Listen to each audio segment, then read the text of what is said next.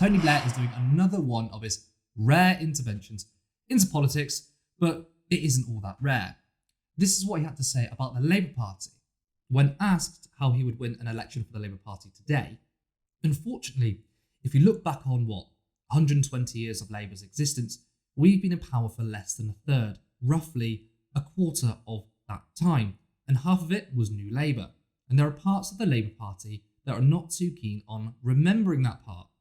He then goes on to say, you can't say Labour's been a successful political project, really. So there's a lot to go through there, but he starts off by saying that the Labour Party, in its 100 plus years of existence, has been broadly unsuccessful. Now, obviously his argument is that the Labour Party electorally was only in power for a quarter of that. But this is what Tony Blair fundamentally doesn't understand. The Labour Party is a part of a broader movement. The Parliamentary Labour Party is a branch of that movement. In my opinion, the 120 years of the Labour movement and the Labour Party has been massively successful.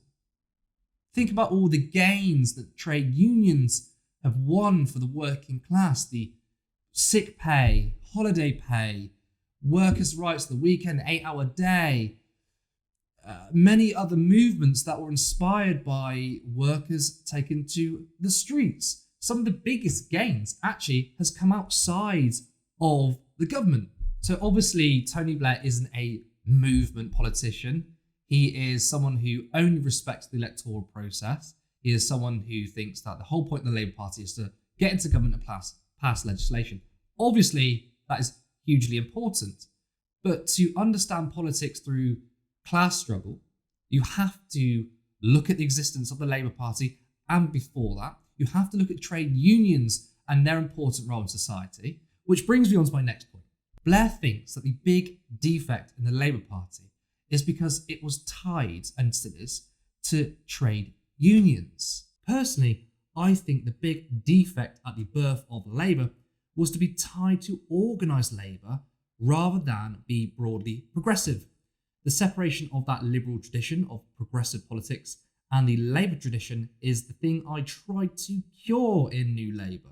But after I left, people went back to the traditional roots of Labour, which I think was and is a mistake.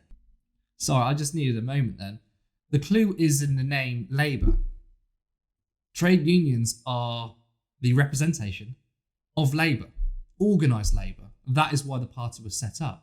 Tony Blair is saying that the Labour Party's defect is that it's tied to Labour rather than it being broadly progressive. But what do you mean by broadly progressive? This is what I don't understand. You hear this a lot from centrist politicians, that they're broadly progressive, that Labour needs to be progressive. But when the Labour Party were last in government under Blair, it was anything but progressive. It was horrific on immigration. It constantly used dog whistle campaigns against minorities. There were horrific arguments in terms of benefits, that we need to cut benefits. That in no way sounds progressive to me. Labour is the only major party that is supported by trade unions. Major party, I say.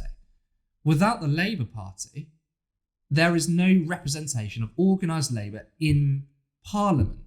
So it's massively, massively important that the Labour Party is tied to trade unions. Now, why have a broadly progressive party when you've got the Liberal Democrats? Once again, these are not actually progressive, but I'm going to use their shitty terminology. But you've got the Liberal Democrats, then you'll have the Labour Party, parts of the SNP. Right, they might be progressive, they might be better on social issues than the Conservatives. But without the link to trade unions, the strong link to trade unions, they're only just going to be another party of capital. The Conservatives are the party of capital, of the owner class, the business class. The point of the Labour Party was to fight against that.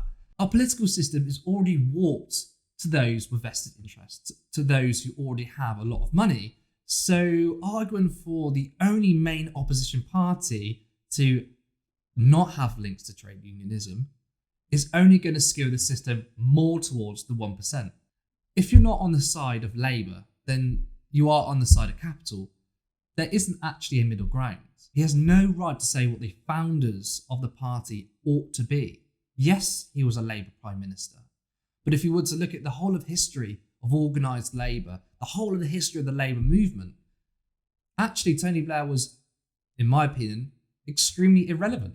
Now, the pundit class might go insane over this. They might think, Tony Blair, oh, he's the greatest Prime Minister ever. But if you look at class politics, he was irrelevant because when he was in government, the sweeping policies were an extension of Thatcherism, extension of privatisation, and really was still on the side of big business and capital. And I'm so sick of hearing this rare intervention from Blair. The only interview I want him to do is from The Hague. Blairism is dead. Tony Blair is a ghost from the past. The political zeitgeist of Blairites could not be any more wrong of their analysis of politics today.